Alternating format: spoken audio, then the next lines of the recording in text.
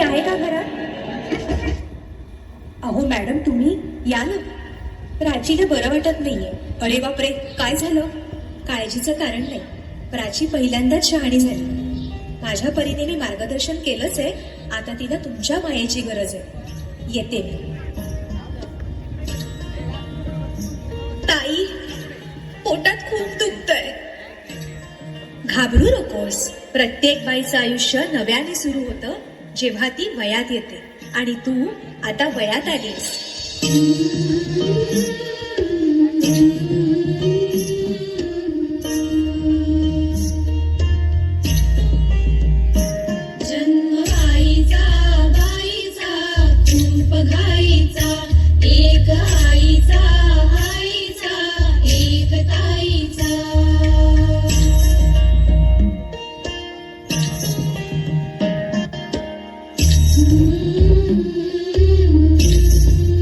पाठ दुखतेय, ताप आलाय.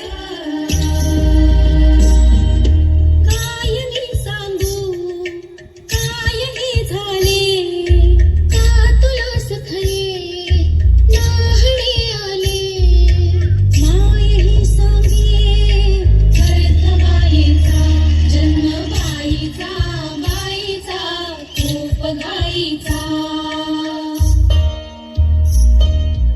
मुलगी एकदा नाही तर 3 वेळा जन्म घेते. एकदा आईच्या पोटातून, एकदा ती आई होते तेव्हा. पण तिसरी आणि महत्वाची वेळ म्हणजे ती आई होण्यास सक्षम होते तेव्हा. काहुली होती खेळ खेळाया, काहली मोठी कोहली काया.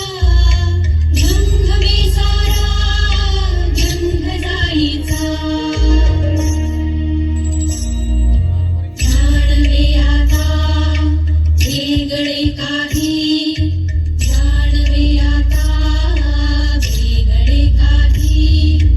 रंगल्या साऱ्या या दिशा दाही, भास कोणाचा रोज रातीचा.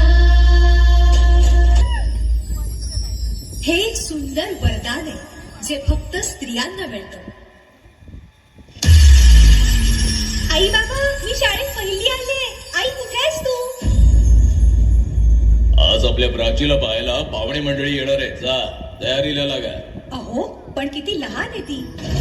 बाई माणसांना जेवढं सांगितलं जातं तेवढंच करावं. निघा. ऐकलंस ना बाबा काय म्हणाले? मी नाही जाणार तुम्हाला सोडून. समाजातल्या परंपरेला तुझी आई सुद्धा बदलू शकत नाही. सुन्या सुन्या मनामध्ये सूर हलके, नव्या जुन्या आठवणी भास परके. दारी सनईचे सूर दाटे मनी हुर हुर. चाले विरहाचा पुढे वारसा, हळदीने सजली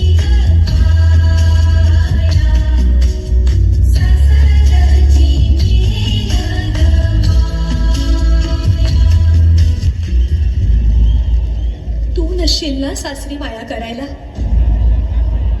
मुलगी म्हणून जन्माला येणं हाच आपला गुन्हा आहे. कसं सांगू, कसं शिकवू तुला?